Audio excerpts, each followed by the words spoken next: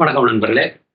தமிழ்நாடு அசெம்பிளியில் சட்டசபையில் சமீபத்தில் தாவேக அரசு இந்த டீலிமிட்டேஷன், அதாவது பாராளுமன்ற தொகுதிகளை அதிகப்படுத்துவது, அதை எதிர்த்து அதை ரிஜெக்ட் பண்ணி தீர்மானம் நிறைவேற்றிருக்காங்க. ஜோக் அடிச்சுக்கிட்டு இருக்கிறாங்க. அதாவது அதிகாரம் இருக்கிற இடத்துல தான் அசெம்பிளி வேலை செய்யணும். இதெல்லாம் அபத்தத்தின் உச்சம் என்பது நம் கருத்து. அதை பற்றி இந்த வீடியோவில் பார்ப்போம். இந்த டீலிமிட்டேஷன் எக்ஸசைஸ்ங்கிறது அரசியலமைப்பு சட்டத்தில் உள்ள அடிப்படை விஷயம். ஆர்டிகிள் 170, 81, 82 இதுகள்லாம் இந்த பாராளுமன்ற எண்ணிக்கை, உறுப்பினர் எண்ணிக்கை, எம்பியினுடைய எண்ணிக்கை, ஸ்டேட் அசம்பிளியினுடைய உறுப்பினர் எண்ணிக்கையெல்லாம் மாற்றுறதுக்கு உண்டான அடிப்படை விஷயங்களை அதில் சொல்லியிருக்கிறாங்க. குறிப்பா நம்மளோட அரசியலமைப்பு சட்டத்தில் சொல்லியிருக்க விஷயம் ஒரு 10 ஆண்டும் மக்கள் தொகை கணக்கெடுப்பு செய்யறாங்க. சென்சஸ், பாப்புலேஷன் சென்சஸ் அதை எடுக்கிறாங்க ஒவ்வொரு 10 வருஷமும். பொதுவாக அது 71, 81, 1991, 2001 அந்த மாதிரி ஒரு 10 ஆண்டு நடந்துகிட்டு இருந்தது. 2021 அதை செய்ய முடியல. கோவிட்னால, இந்த கொரோனா வந்ததுனால எங்க பார்த்தாலும் அடப்பு, எங்க போய் மக்கள் தொகை கணக்கெடுக்க. அதனால அப்ப அதை நிறுத்தி வச்சாங்க. அது இப்போ ஆரம்பிச்சிருக்கிறாங்க. அடுத்த வருஷம் 2027 முடிக்கிற மாதிரி ஒரு 5-6 வருஷம் கழிச்சு ஆரம்பிச்சிருக்காங்கன்னு வைங்களேன். சரி, இப்போ விஷயம் என்னன்னா, அரசியல் அமைப்பு சட்டம் ஒரு மக்கள் தொகை கணக்கெடுப்பு முடிந்தவுடன் மக்கள் தொகை கணக்கில் எடுத்துக்கொண்டு, அதாவது ஒரு ஓட்டுக்கும் சமமான உரிமை இருக்கணுங்கிறது அவங்களுடைய கணக்கு. அது ஒரு நோபல் திங்கிங். பட் அதனுடைய நெகட்டிவ் டைமென்ஷன் அவங்க யோசிக்கலையோன்னு எனக்கு தோன்றது. அதை பற்றி நான் விரிவாக இதில் பேசுகிறேன். ஆரம்பத்தில் வச்ச நம்பர் கொஞ்சம் கொஞ்சமாக மாற்றி இப்போ 550ன்னு சொல்லி லோக்சபாவில் மெம்பர்ஷிப் இருக்காங்க. அதில் எஃபெக்டிவாக இருக்கிறது 543. 2 உறுப்பினர்கள் ஆங்கிலோ இந்தியர்களுக்கு. அதாவது அவங்க பிரிட்டிஷ்காரங்கிருந்து போன பிறகு அவங்கள இருக்கிறவங்க, ஆங்கிலோட சேர்ந்து ஆங்கிலோ இந்தியனாக இருக்கிறவங்க, அங்கேருந்து செட்டில் ஆனவங்கன்னு சொல்லி அவங்களுக்கு சஃபிஷியன்ட் ரெப்ரசன்டேஷன் இல்லைன்னா சேர்த்துக்கலாம்னு ஒரு கண்டிஷன் இருக்கு. மோடி கவர்மெண்ட் வந்த கூட அதை செய்யலை, அவங்க அதை விட்டுட்டாங்க. அதனால 543 இருக்கு. சரி, 540 இந்த 2 சேர்த்தா 540. மீதி 5ங்கிறது இந்த POK, பாகிஸ்தான் ஆக்குபைட் காஷ்மீர் சொல்லி இவங்க பிடிச்சி வச்சிருக்கிற இடத்துக்கு கொடுக்க வேண்டிய ரெப்ரசன்டேஷன். அது நம்ம கண்ட்ரோலில் இல்லை. பட் அவர்களுக்காக அதை வேக்கண்டாக வச்சுற மாதிரி வச்சுருக்கு. இதுதான் இந்த 550ங்கிறதுக்கு 71 சென்சஸ்க்கு அப்புறம் உருவாக்குன அமைப்பு. 70களில் நம்மளுடைய ஜனத்தொகை உயர்வை குறைப்பதற்கு, ஏன்னா நம்ம நாடு உலகத்தில் அதிகமான ஜனத்தொகை உள்ள நாடாக மாறிவிட்டது. இப்போது ஒரு கொஞ்ச காலத்துக்கு முன்னாடி வரைக்கும் சீனா உலகத்தில் அதிக ஜனத்தொகையும், அதுக்கு அடுத்து 2வது பெரிய ஜனத்தொகை நாடாக இந்தியா இருந்தது. இப்போ 140 கோடிக்கு மேல மக்கள் சீனாவை விட அதிகமாகிவிட்டது. நாம் அந்த அளவுக்கு கூடிட்டு இருக்கு. உலகத்தில் பரப்பளவில், ஒரு நாட்டின் பரப்பளவு கணக்கில் எடுத்து பார்த்தீங்கன்னா இந்தியா 7வது பெரிய நாடு. ஆனால் மக்கள் தொகையில் முதல் பெரிய நாடு. இடம் கம்மி, ஆள் அதிகம், அந்த மாதிரின்னு வச்சுக்கோங்க. சரி, அந்த அளவுக்கு நம் நாட்டினுடைய பொருளாதார வளமும் நம் மக்கள் தொகை, ஏன்னா படிப்பறிவு, தொழில் செய்யக்கூடிய இளம் வயது மக்கள் நிறைய இருக்கிறதுனால அது ஒரு பக்கம் பலனும் உண்டு, நல்ல பலன். அதனால பொருளாதார முன்னேற்றத்திற்கு அது உதவியா இருக்கு. ஆனால் கட்டுப்படுத்த முடியாத மக்கள் தொகை வளர்ச்சி என்பது என்ன ஆகும் பார்த்தீங்கன்னா, அது பொருளாதாரத்தை பாழாக்குவது மட்டுமல்ல, வாழ்வதற்கே சிரமத்தை கொடுக்குற அளவுக்கு போயிடும். அதனாலதான் குடும்ப கட்டுப்பாடு திட்டங்கிறதெல்லாம் 70களில் வேகமாக கொண்டு வந்தாங்க. அதை தென் இந்தியா, தமிழ்நாடு, கேரளா, ஆந்திரா, கர்நாடகா இவங்க எல்லாருமே அதை அதிகமா முஸ்தீபா செய்து மக்கள் தொகை வளர்ச்சி விகிதத்தை குறைத்தனர். அதுல குறிப்பா கவனிக்க வேண்டிய விஷயம் என்னன்னா, தென்னிந்தியாவில் படிப்பு விகிதாச்சாரம், அதாவது கல்வி கற்ற மக்களுடைய விகிதாச்சாரம் அதிகமா இருந்தது. அது ஒரு முக்கியமான காரணம். மக்கள் தெளிவா இருக்கிறாங்கன்னு அர்த்தம். அது குழந்தைகள் அதிகமா இருக்கிறது வீட்டுக்கும் சிரமம், நாட்டுக்கும் சிரமங்கிறத மக்கள் உணர்ந்தாங்க. அதுதான் காரணம். அதனால தென் இந்தியாவில் அது வந்து மக்கள் தொகை உயர்வு குறையாது. ஆனால் வட இந்தியாவில் அப்படி ஆகவில்லை. இதனால் பிரச்சனைகள் வருகிறத உணர்ந்து 30 வருஷத்துக்கு இந்த ஒரு மக்கள் தொகை கணக்கெடுப்புக்கு அப்புறம் மாற்றணுங்கிற அரசியல் சட்டத்தை நிறுத்தி வைக்கிறதுக்கு ஒரு அமெண்ட்மெண்ட் கொண்டு வந்தாங்க. அமெண்ட்மெண்ட்னா திருத்தம், சட்ட திருத்தம். 30 ஆண்டு காலத்துக்கு அதே 71 சென்சஸ் படி இருக்கிறதா, அதுக்கு மேல மாற்றக்கூடாதுன்னு. அப்ப 2001ல திருப்பியும் அதை பார்க்க வேண்டியிருந்தது. அப்போ வாஜ்பாய் கவர்மெண்ட் இருக்கும்போது அவங்களும் புத்திசாலித்தனமா இது வந்து வேலைக்கு ஆகாதுன்னு நினைச்சிட்டு இன்னொரு 25 வருஷத்துக்கு அதை தள்ளி போட்டாங்க. அந்த சட்டத்தை வந்து இம்ப்ளிமெண்ட் பண்றது. என்னுடைய கருத்து, அந்த சட்ட அடிப்படையே தப்பு, அதையே மாற்றணுங்கிறேன். அதாவது மக்கள் தொகை கூடும் பொழுது தேவைக்கு தக்க மெம்பர்ஷிப் கூட்டணுங்கிறது கரெக்ட். ஆனா பாப்புலேஷனை கணக்கு பண்ணி தான் செய்யணுங்கிறது தவறான வாதம் என்பது அதுக்குத்தானே இப்போ வாதம் பண்ண வந்திருக்கு. அதை எது சொல்றோம்னா, அதிலே வந்து முடிந்த அளவுக்குன்னு ஒரு இது இருக்கு கான்செப்ட். ஏன் சொல்றாங்கன்னா, இப்போ யூனியன் டெரிட்டரிலாம் சின்ன சின்ன இடம், அதாவது மத்திய சர்க்கார் நேரடி கண்ட்ரோல் உள்ள பிரதேசங்கள், அது சண்டிகர், டெல்லி, இங்க பாண்டிச்சேரி, அந்தமான் நிக்கோபார் ஐலாண்ட், கோவா, அந்த ஸ்டேட் லெஜிஸ்லேச்சர் இருந்தால் கூட ஓவராலா மத்திய அரசு கண்ட்ரோல் இருக்க மாதிரி, துணைநிலை ஆளுநர் அது மத்திய கண்ட்ரோல் இருக்கிற மாதிரி. அது எதுக்காகனா அதை பற்றி வீடியோ அப்புறம் போடுவோம். இப்போ அது இந்த இதுக்கு அது சொன்னாங்க. அங்கே சின்ன இடங்கள்னால மக்கள் தொகை அது கம்மியாக தான் இருக்கும்.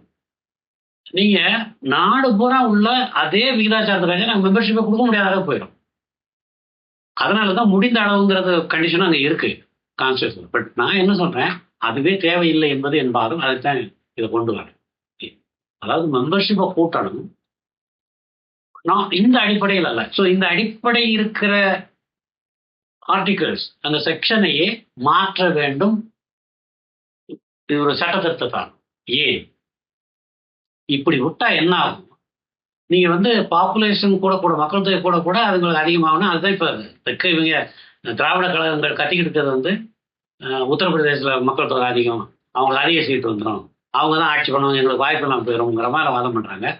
ஒரு வகையில் இந்த மாதிரி செய்தா அதுதான் நடக்கும், அது இல்லைன்னு சொல்லல. அதனாலதான் அந்த பிரச்சனையை மனசுல வச்சுக்கிட்டு முதல் ஒரு 30 வருஷம் தள்ளி போட்டாங்க இந்த வேலையை. அப்புறம் ஒரு 25 வருஷம் இப்போ தள்ளி போட்டாங்க. 55 வருஷம் தள்ளிட்டு வந்தாச்சு. இப்ப 1971 என்ன மக்கள் தொகை இருந்ததோ அது கணக்குப்படிதான் இந்த 550 இருக்கு. அந்த 550ல 39 தமிழ்நாட்டுக்கு, பாண்டிச்சேரி ஒண்ணு 40. அப்ப தமிழ்நாடு பாண்டிச்சேரி இருந்து 40 சீட்டு இந்த 550. இப்ப இந்த மத்திய அரசு கொண்டு வந்திருக்கிற ப்ரொபோசல்ல வந்து அக்ராஸ் த போர்டு எல்லாருக்கும் 50% கூட்டுற மாதிரி. அப்போ இந்த பாப்புலேஷனை மட்டும் கணக்கில் எடுத்துக்காம இப்படி வச்சுக்கிடுவோம்னு சொல்லி கொண்டு வந்தாங்க. இது ஏன் கொண்டு வரணும் அப்படின்னா அதுக்கும் ஒரு காரணம் இருக்கு. இவங்க ஒரு 4 வருஷத்துக்கு முன்னாடின்னு நினைக்கிறேன், அதாவது சென்ற ஆட்சியில் வந்து மகளிர் இடஒதுக்கீடு 1/3 பங்கு பாராளுமன்றத்திலும் சட்டசபையிலும் கொடுக்கறதுக்கு கொண்டு வந்தாங்க. அதை உடனே இம்ப்ளிமெண்ட் பண்ணா என்ன ஆகும்? இப்போ எல்லாம் அரசியல்ல பழந்துன்னு போட்டவங்க தான் அரசியல் இருக்கிறாங்க. நீங்க அதுல இப்ப எதிர்கட்சிக்கு அப்போ ஒரு 100 சீட்டு இருந்த 150 சீட்டு வரைக்கும், அப்போ வந்து 350 என்டிஏ கூட்டணிக்கு இருந்தது. அதுல 1/3 பங்கு பெண்களை கொண்டு வந்தா எங்க முக்கிய தலைவர்கள்லாம் இது ஒழிக்கிற அரசியல் இருந்து ஒழிக்கிற, அதாவது தேர்தலை போட்டியிடாம வைக்கிறதுக்கு தான் இவங்க இப்படி பண்ணிட்டாங்க. ராகுல் காந்தி நின்றுப்பாரு, அந்த இதில் போய் வச்சுட்டாங்க. இவர் இந்த தலைவர் இருப்பார், அந்த இடத்துல போய் பெண்கள் கொடுத்துட்டாங்க. இப்படிங்கிற சால்ஜாப்பு அதிகமாக வரும். ஏன்னா அரசியலில் இருந்து தேர்தலை போட்டுக்கிட்டே இருக்கிறவங்க இன்னைக்கு நான் அடுத்த தடவை இது பெண்களுக்கு பேச்சு எனக்கு இல்லைன்னா அது பாதிப்பு. இந்த தொல்லையை தீர்க்கறதுக்கு தான் ஏற்கனவே பாப்புலேஷன் கூடிக்கிட்டு இருக்கு. 50 வருஷமா மாத்தாம இருக்கு, கூட்ட வேண்டியிருக்கு. இந்த பாப்புலேஷன், அதாவது மக்கள் தொகையை மட்டும் கணக்கில் எடுக்க பிரச்சனை வருங்கிறதுனால எல்லா இடத்துலயும் 50% கூட்டியிருக்கு. அப்போ இங்க 39ன்னா பாதி வந்து 20, 59 கொடுக்குறது. இப்படி எல்லா சைடுக்கும் பாதி அந்த மாதிரி ஒரு ப்ரொபோசல் இருக்கு அப்படிங்க. அதை அரசியல் சட்டத்துக்கே கொண்டு வர்றது சரியா இருக்கும். ஒரு ப்ராப்பரான அமெண்ட்மெண்ட் கொண்டு வந்து, ஏன்னா டீலிமிட்டேஷன் வந்து பண்றதுக்கு சிம்பிள் மெஜாரிட்டி போதும். ஒருவேளை இந்த இதை கொண்டு வர்றதுக்கு 3/2 பங்கு மெஜாரிட்டி கூட தேவைப்படலாம். அதை நான் சட்டத்தை பார்த்துட்டு நான் அதை பற்றி டீட்டெயிலாக பேசுறேன். ஆனால் அதை செய்ய வேண்டும். நம் நாட்டு அரசியல் சட்டத்தை நூற்றுக்கணக்கான முறை மாற்றி இருக்கிறார்கள். பிரியாம்பிளையே மாத்தினாங்க. அப்படி இருக்கையில இதை மாற்றுவது தேவை என்பது என் கருத்து. அப்படி இல்லைன்னா என்ன ஆகும் அப்படிங்க நான் சொல்றேன். நீங்க மக்கள் தொகை வச்சுதான் மெம்பர்ஷிப் கொடுக்க எங்கெல்லாம் கூடுதோ அங்கெல்லாம் மெம்பர்ஸ் கூடும்.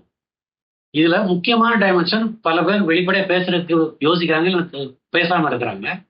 பட் நான் பிரிவினையை வச்சு, மக்களுக்குள்ள பிரிவினை வச்சு நான் பேசவில்லை. இதை எல்லோருக்கும் சம உரிமை வேண்டும் என்பதில் மாற்று கருத்து இல்லை. ஆனாலும் முகலாய மன்னர்கள் படையெடுப்பாலும் யூரோப்பிய நாடுகளில் இருந்து, அதாவது ஆங்கிலேயர்கள், பிரெஞ்சுக்காரர்கள், டச்சுக்காரர்கள் இவர்களெல்லாம் வந்து நம்ம நாட்டை வாணிபத்துக்காக வந்து நம்ம நாட்டை பிடிச்சி நம்மளை அடிமைப்படுத்தி இவங்க கிறிஸ்டியானிட்டியை பரப்புறது 200 வருஷம் ஆட்சி பண்றதுல அதிகமாக நடந்தது. அதுக்கு முன்னாடி அந்த அளவுக்கு அதிகம் கிடையாது. முகலாய மன்னர்கள் வந்து இங்க கொன்னுட்டு மக்களை கொன்னு குவித்தனர். அப்போ அதன் மூலம் இருக்கிற மக்களை இஸ்லாத்துக்கு மாத்தினாங்க கட்டாயமா. மீறியவர்களை கொன்றனர். அந்த மாதிரிலாம் நடந்தது. பல கோயில்களை இடித்து, ஆயிரக்கணக்கான கோயில்களை இடித்தனர். அதுல ஒரு விரும்பி இன்னொரு மார்க்கத்திற்கு போகிறார் என்றால் அதில் ஆட்சேபனுக்கே இடமில்லை. அது தனிப்பட்ட உரிமை. சரி, இப்போது சுதந்திர காலத்தில் நம்ம சுதந்திர போராட்டம் பண்ணி எல்லாரையும் வெள்ளையர்களை வெளியேற்றி விட்டு நாம் வரும்பொழுது நம் நாட்டில் சனாதன தர்மத்தை பின்பற்றும் இந்துக்கள்னு வச்சுக்கிட்டாங்க. அப்படி ஒரு மதங்கிற பெயரே கிடையாதுங்கிறது என்னுடைய வாதம். இந்த மண்ணில் இருந்தது சனாதன தர்மம். மற்றதெல்லாம் வெளியிலிருந்து வந்தவர்கள் கட்டாயமாக மாற்றினர், இல்லை ஏமாற்றி மாற்றினர். கொஞ்சம் பேர் பிடிச்சு மாறிடணும், அதில் தவறேதும் இல்லை. ஆனால் கட்டாயமாக மாற்றியதும் இப்போதும் அந்த தவறு நடந்து கொண்டிருக்கிறது. அந்த மாதிரி போகும்போது இந்த முகலாய படையெடுப்பு, ஆங்கிலேய படையெடுப்பு, இதிலெல்லாம் மாறாத டெமோகிராபிக் செட்டப், அதாவது மக்கள் தொகை அமைப்பு மாறுவதற்கு வாய்ப்பு ஏற்படும். இந்த டீலிமிட்டேஷன் பிரச்சனை வந்து மக்கள் தொகை வச்சுட்டு நீங்க மெம்பர் கொடுத்தீங்க, வருங்காலத்தில் அதிகமா யாரு மக்கள் இருக்காங்களோ அவங்க மெம்பர்ஸ் தான் வர்ற மாதிரி இருக்கும். அப்போ இந்த மக்கள் தொகையினுடைய செட்டப்பே, அதாவது சனாதனம் பின்பற்றக்கூடிய மக்கள்ங்கிறதே இல்லாம போற அளவுக்கு மாறுற ஒரு கொடூரம் நடக்கும். அதாவது படையெடுப்பிலே நடக்காத கூட இதுல வர்றதுக்கு ஏற்பட்ட தவறு இருக்கிறதுக்கு வாய்ப்பு இருக்கு. இது நமது அரசியலமைப்பு சட்டத்தை உருவாக்கிய தந்தை பெரியவர்களுக்கு மனதில் அது இல்லை. அந்த மாதிரி அவங்க நினைக்கல, தவறும் இல்லை. ஆனால் இது அதுதான் அன்இன்டென்ஷனல் மிஸ்டேக்னு சொல்றது.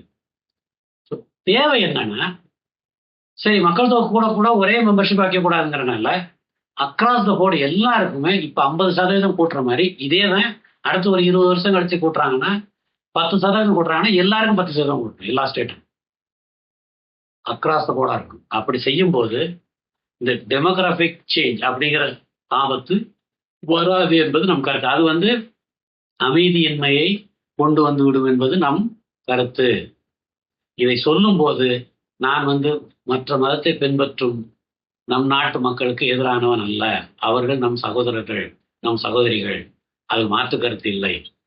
கட்டாய மத மாற்றம், தனது நம்பிக்கையை மற்றவர்களுக்கு இம்சை கொடுக்குறது. என் நம்பிக்கை வந்து இன்னொருத்தருக்கு இம்சையா இருக்குன்னா அது ஏற்றுக்கொள்ளத்தக்கதல்ல. இதைத்தான் நான் எதிர்க்கிறேன். அந்த மாதிரி இருக்கும்போது நம் நாட்டில் உள்ள பிற மதங்களை பின்பற்றும் மக்களுக்கு முழுக்க முழுக்க அரசியல் சட்டத்தில் குறிக்கப்பட்ட எல்லா உரிமைகளும் உண்டு என்பதில் எந்த மாற்று கருத்தும் கிடையாது. ஒரே ஒரு விஷயம், இந்த கட்டாய மத மாற்றம், இந்த ஏமாற்று வேலைகள் இருக்கக்கூடாது என்பதே நம் கருத்து. அது வந்து சட்ட விரோதம் விட நான் ஒன்றும் புதுசாக சொல்ல, சட்டத்தில் இருக்கிறது சொல்லணும். ஸோ அப்படி இருக்கிறதுனால இந்த டீலிமிட்டேஷன் இஷ்யூவை பொறுத்தளவுக்கு செய்யணும். ஏன்னா இப்போ 55 வருஷம் கடத்தி கொண்டு வந்துட்டாங்க.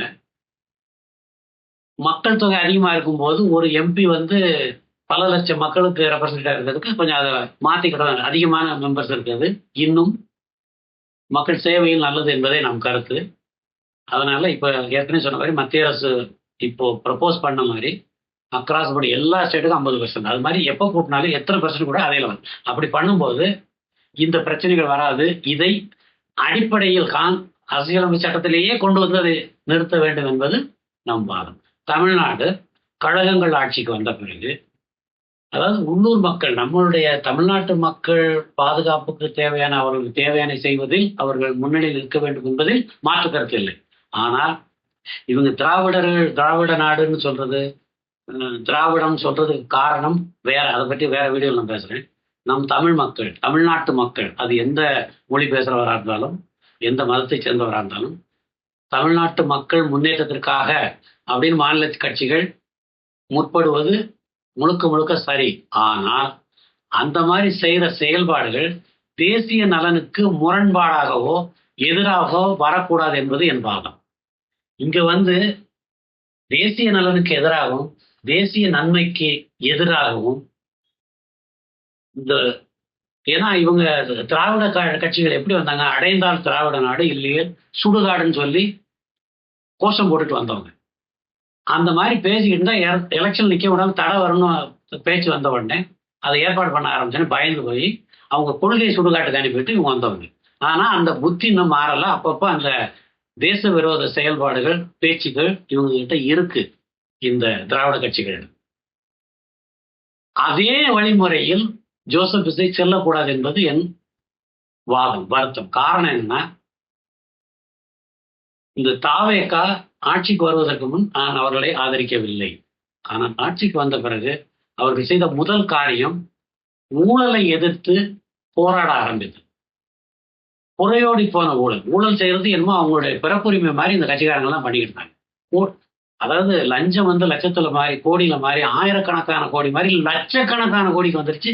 லஞ்சம் பணம், கொள்ளையடித்த பணம் சேர்ப்பது என்பது அரசியல்வாதிகள். அதுலேயும் இந்த திராவிட மாடல் ஆட்சி செய்த அட்டுழியம் கொஞ்சம் லஞ்சம் அல்ல. அதற்கு எதிர்ப்பாக ஒரு போரை ஆரம்பித்தார் ஜோசப் விஜய். எனக்கு மிக சந்தோஷமான விஷயம் அது. அதனால் அவரை ஆதரித்து அவர் செயல்பாட்டை நான் பெருமையாக சொல்லிக் கொண்டிருக்கிறேன். ஆனால் தமிழக முதல்வர் விஜய்க்கு நான் சொன்ன பரிந்துரை என்னவென்றால், தேச நலனில் எதிர்ப்பு இல்லாமல் மாநில நலனுக்கு முக்கியத்துவம். காமராஜ் போன்று காவிரி பிரச்சனையில் கர்நாடகாவை மிரட்டினார் காமராஜ். ஆனால் தேச நலனில் முன்னணியில் இருந்தார். அந்த மாதிரி இருக்கணும். காமராஜை நீங்கள் ஒரு ஆதர்ஷ புருஷனாக வைத்துக்கொண்டு ஆட்சி செய்தால் இந்த பிரச்சனைலாம் வராது. இப்ப நீங்க சட்டசபையில டீலிமிட்டேஷனுக்கு எதிர்ப்பா தீர்மானம் கொண்டு வந்துருக்கிறீங்க. மத்திய அரசு கொண்டு வர்ற சட்டத்துக்கு எதிர்ப்பா மாநிலத்தில் சட்டம் கொண்டு வந்தால் அது செல்லுபடியாகாது. மத்திய அரசு கொள்கை முடிவுக்கு எதிர்ப்பா மாநிலத்தில் தீர்மானம் கொண்டு வந்தால் அதுவும் செல்லுபடி ஆகாது. அதை எப்படி நான் விளக்கம் கொடுக்குறேன்? அரசியலமைப்பு சட்டத்துல 3 பட்டியல்கள் வைத்திருக்கிறார்கள். Union list, state list, concurrence list. Union list மத்திய சர்க்கார் மட்டும் செய்ய வேண்டிய காரியங்கள் உள்ள சட்டம் ஏற்றுவது, எல்லாம் செய்ய வேண்டிய வேலை. எது? நாட்டு பாதுகாப்பு, அதாவது ராணுவம், ரிசர்வ் பேங்க் ஆஃப் இந்தியா, பணம், கரன்சி, பணங்கள் அச்சடிக்கிறது, எல்லாம் வெளியுறவு கொள்கை, மற்ற நாடுகளோட உறவு வைத்து செய்வது. இந்த மாதிரி பெரிய விஷயங்கள் எல்லாம் யூனியன் லிஸ்ட்ல இருக்கு. அத மாநிலங்களுக்கு அதில் எந்த அதிகாரமும் கிடையாது. ஈவன் நம்மளுடைய குடியுரிமை, ஒரு சிட்டிசன் ஆஃப் இந்தியான்னு சொல்றது, அதை பற்றிய விஷயங்களும் மத்திய அரசுக்கு மட்டுமே உரிமை. அதை எதிர்த்து நான் இதை செய்ய மாட்டோம்னு பேசுறதெல்லாம் வெஸ்ட் பெங்கால்ல அந்த அம்மா ஆட்டம் போட்டுக்கிட்டு இருந்துச்சு. அதெல்லாம் எடுபடாது. அது சட்டத்துக்கு எதிர்ப்பானது. அது union list. State list, state list பொதுவாக நீங்கள் இந்த லேண்ட் ரெக்கார்ட்ஸ் இந்த மாதிரி ஸ்டேட் லிஸ்ட்ல இருக்கு, அது சென்ட்ரலாக கிடையாது. அந்த மாதிரி செட்டில் மத்திய அரசு எந்த வித சட்டத்தையும் கொண்டு வர முடியாது. அதனாலதான் மாநிலத்திலிருந்து நிலம் கேட்குறாங்க அவங்க. இப்போ மத்திய திட்டங்கள், ரயில்வே திட்டம்னா நீங்க நிலம் வாங்கி கொடுங்கிறாங்க. ஏன்னா அவங்க சட்டம் போட்டு வாங்க முடியாது. ஏன்னா லேண்ட் ரெக்கார்ட்ஸ் லேண்ட் மாநிலத்துக்குள்ள உள்ள இடங்கள் கண்ட்ரோல் மாநில லிஸ்ட்ல இருக்கிறது. கன்கரண்ட் லிஸ்ட் ரெண்டுலையுமே இருக்கிறது. எஜுகேஷன், கல்வி, இண்டஸ்ட்ரீஸ், தொழிற்சாலை, இதுகெல்லாம் மத்திய மாநிலம் ரெண்டுல இருக்கு. அப்போ இப்ப மாநிலத்தில் இருக்கிற லிஸ்ட் படி நிலவரம்பு, நில உச்ச வரம்பு, அந்த மாதிரி விஷயங்கள் இதுகள்லாம் மாநிலம் சொல்ற இதுபடிதான் போகும். ஆனால் அதே மாதிரி மத்தியத்துல மாநில சட்டம் போட முடியாது, பேச முடியாது, எதிர்த்து எதுவும் செய்ய முடியாது. சட்டம் போட்டால் அது கரெக்ட். உங்களுக்கு கஷ்டமா இருக்குன்னா நீங்க சுப்ரீம் கோர்ட் போய் பார்த்துட்டு சுப்ரீம் கோர்ட் அடி வாங்க பேசாம இருக்கணும். அவ்வளவுதான். சுப்ரீம் கோர்ட் முடிவு பண்ணியாச்சுன்னா அதுக்கப்புறம் பேச முடியாது. இப்போ கல்வி நீட் வந்து கல்வியில வருது. இவங்க எதிர்த்து எதிர்த்து போராடுறாங்க. நீட் தேவை என்பது நம் கருத்து. ஏன் நீட் வேண்டாம்ங்கிறாங்கன்னா, இவங்க கழகங்கள் வந்து மெடிக்கல் காலேஜ துட்டு வாங்குறாங்க. நீங்க நீட்ல வந்து பாஸ் பண்ணி வர்றவங்களுக்கு அரசு சொல்ற ஃபீஸ்ல தான் நீங்க சேர்க்கணும். நீங்க கொள்ளையடிக்க முடியாது அப்ப. நீங்க இந்தி எதிர்ப்பு, இந்த சிபிஎஸ்இ ஸ்கூல் விஷயத்த அத பத்தி ஏற்கனவே வீடியோ போட்டேன். அத பத்தி நான் தெளிவா போடுறேன். இவங்களுடைய ரெட்டை வேஷம்லாம் கொள்ளையடிக்கிறது மட்டும்தான். அதை மக்கள் புரிந்து கொள்ள வேண்டும். ஜோசப் விஜயும் இந்த வலையில் விழக்கூடாது என்பது என் கருத்து. இப்ப நான் சொல்ல வர்ற விஷயம், மத்திய அரசு கன்கரண்ட் லிஸ்ட்ல இருக்கிற விஷயத்துல மாநிலம் சட்டம் இயற்றலாம். மத்திய அரசும் சட்டம் இயற்றலாம். மத்திய அரசு சட்டத்துக்கு விரோதமாக மாநில சட்டமோ அல்லது மாநில சட்டத்தில் உள்ள சில பிரிவுகளை இருந்தால் அது செல்லுபடியாகாது. இதுதான் சட்டம். அப்படி இருக்கையில டீலிமிட்டேஷன் வந்து மத்திய அரசு பண்றது. நீங்க மாநில சர்க்கார்ல வந்து அசெம்பிளியில் நாங்க தீர்மானம் போடுறோங்கிறது யாரை ஏமாற்றுவதற்கு? நாம நாங்க வந்து தீர்மானம் போட்டுட்டோம், கண்ணை மூடிக்கிட்டோம், உலகம் இருண்டு போச்சுன்னு சொல்ற மாதிரி இது. அதனால உருப்படியான வேலைகள் மிக மிக அதிகமாக இருக்கிறது இந்த தாவேக அரசுக்கு. ஏன்னா கழகங்கள் பல ஆண்டுகளாக, அதுல கொஞ்சம் எக்ஸப்ஷன் சில ஆண்டுகளான எம்ஜிஆர் ஆட்சியும், சில செயல்பாடார் ஜெயலலிதாவுடைய ஆட்சியும் பாராட்டலாம். ஊழலில் ஜெயலலிதாவும் சளைத்தவர் அல்ல, அவருடைய ஆட்சியும் அதிகமாகத்தான் இருந்தது. ஆனால் பல விஷயங்கள் நாட்டுக்கு நன்மை செய்தவர் ஜெயலலிதா. எம்ஜிஆர் ஆட்சியில அந்த அளவுக்கு ஊழல் இல்லை. பட் அவர்கள் ஆட்சியில வந்தவங்களும் இன்னைக்கு உள்ள கல்வி தந்தையெல்லாம் அப்ப கொள்ளையடிச்சிருக்கீங்க. அதனால அதுவும் வந்து கிடையாது. காமராஜ் போல் காமராஜ் ஆட்சி அளவுக்கு வர முடியுமா என்றால் துக்ளக்ல வந்து எழுதியிருந்தாரு, காமராஜே இனிமே வந்தாலும் அது முடியாது, அந்த அளவுக்கு கெட்டு போச்சு நாடுங்கிற மாதிரி அர்த்தத்துக்கு அவர் சொன்னாரு. நீங்கள் காமராஜை ஆதர்ஷ புருஷராக வைத்துக்கொண்டு என்ன கான்ட்ரடிக்ஷன்னா, நீங்க வந்து காமராஜே வச்சிருக்கீங்க, ஈவேரா வச்சிருக்கீங்க. அதுதான் எனக்கு புரியல. சரி இருக்கட்டும், அதை பற்றி வேற வீடியோவில் நான் பேசுறேன். பட் நல்லாட்சி செய்வது, ஊழலை எதிர்த்து நீங்கள் ஆரம்பித்தீர்கள், மக்கள் சப்போர்ட் உங்களுக்கு முழுக்க முழுக்க கிடைக்கும். அதில் நீங்கள் வெற்றி அடைய வேண்டும். அது நாட்டுக்கும் நல்லது, உங்களுக்கும் நல்லது. காமராஜருக்கு அப்புறம் ஊழலை எதிர்த்த ஒரு முதல் மந்திரி என்ற பெயர் உங்களுக்கு கிடைக்கும். சரி, இப்போ இந்த திராவிட கட்சிகளுடைய வலையில விழாம நீங்க வந்து மாநில நலனில் விட்டுக் கொடுக்க வேண்டாம் என்பதில் எந்த மாற்று கருத்தும் இல்லை. ஆனால் மாநில நலன் என்ற பெயரால் தேச நலனுக்கு எதிர்ப்பாக செயல்படுவது நாட்டுக்கும் நல்லதல்ல, உங்கள் கட்சிக்கும் நல்லதல்ல, தமிழ்நாட்டுக்கும் நல்லதல்ல என்று கூறிக்கொண்டு மற்ற விஷயத்தை வரும் வீடியோவில் பேசுகிறேன். நன்றி, வணக்கம்.